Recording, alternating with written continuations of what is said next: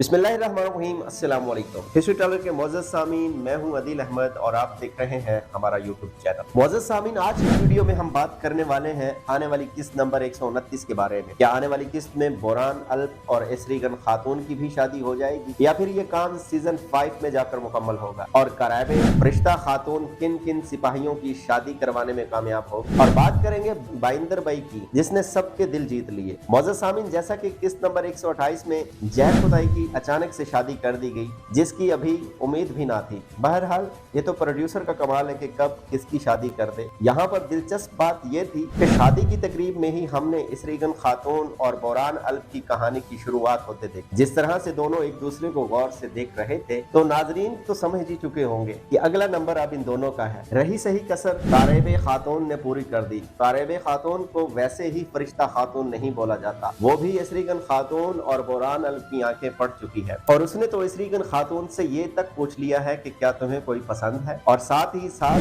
कारेबे खातून ने तो उस्मान बे के सब कवारे सिपाहियों की शादी का टेंडर भी भर दिया है। मोअज़्ज़ज़ सामीन, अगर यहाँ पर बाइंदर बे का जिक्र ना किया जाए तो ये एक ज्यादती होगी। जहर खुदाई की शादी को आसान करने के लिए जिस तरह से बाइंदर बे ने सोने से भरे 2 संदूक जहर खुदाई को दिए, और जिस अंदाज से दिए कि किसी को महसूस भी ना हो कि वो जहर खुदाई की मदद कर रहा है, ये मंजर देखने के काबिल था।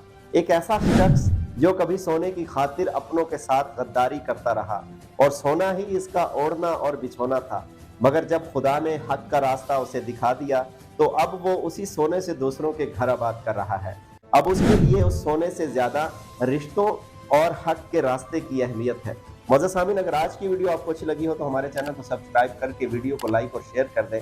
बेल आइकॉन का बटन जरूर दबा दें ताकि आने वाली हर नई वीडियो का नोटिफिकेशन आपको मिल सके। मिलते हैं इंशाल्लाह अपनी अगली वीडियो में। मुझे दीजिए इजाजत। अल्लाह हाफिज।